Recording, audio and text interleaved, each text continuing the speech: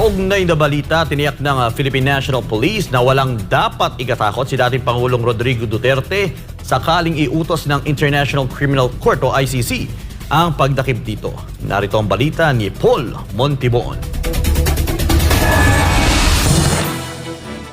Hindi raw magpapadikta ang pambansang pulisya kahit ipag-utos ng International Criminal Court o ICC ang pag-aresto kay dating Pangulong Rodrigo Duterte. Nananatili nga raw silang nakasunod sa pahayag ni Pangulong Bongbong Marcos na walang jurisdiksyon ang ICC sa Pilipinas.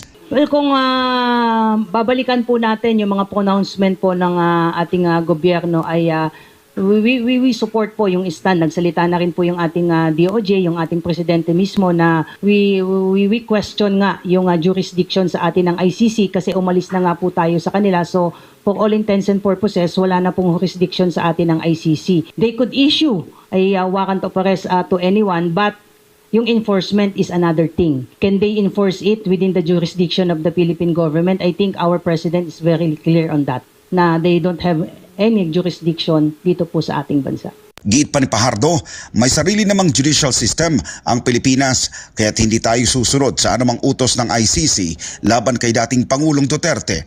Kung tutuusin nga raw ay marami ng individual ang naparusahan mula sa iba't ibang ahensya ng pamahalaan kasama na ang PNP na isang patunay na gumagana ang judicial system sa bansa. There is already a question of jurisdiction kasi nga ito ay sa tingin natin ay panghihimasok sa sovereignty ng ating bansa at lagi nating sinasabi, hindi lang on the eyes of the PNP, pati na rin po sa mga concerned na government agencies na ang judicial system po natin is working. In fact, may mga na kasuhan, may mga na-convict na po na mga miyembro po ng Philippine National Police at consistent naman po tayo sa stand natin na kapag kami mga nakakasuhan pong police ay we are giving our full cooperation in terms of investigation and submission po ng mga necessary documents including yung pag-submit po sa jurisdiction po ng korte ng mga police po nating nakakasuhan.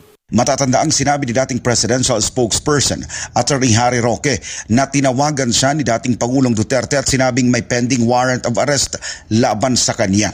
Umapila naman ang PNP sa publiko na huwag nang gumawa pa ng mga isyu hinggil sa warrant of arrest dahil maging ang PNP ay walang natatanggap na anumang impormasyon hinggil dito. This is not only about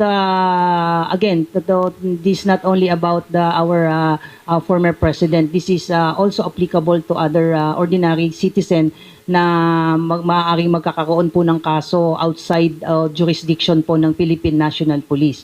So there are certain coordination that is required under our existing law. So for as long as yung mga batas po natin dito ay umiiral at meron naman pong merong legal na basihan para po tayo tumulong at makipag-cooperate sa foreign counterparts natin, then the PNP will cooperate. However, in this issue po, it is very clear that they have no jurisdiction over any person within the jurisdiction of the Philippines po.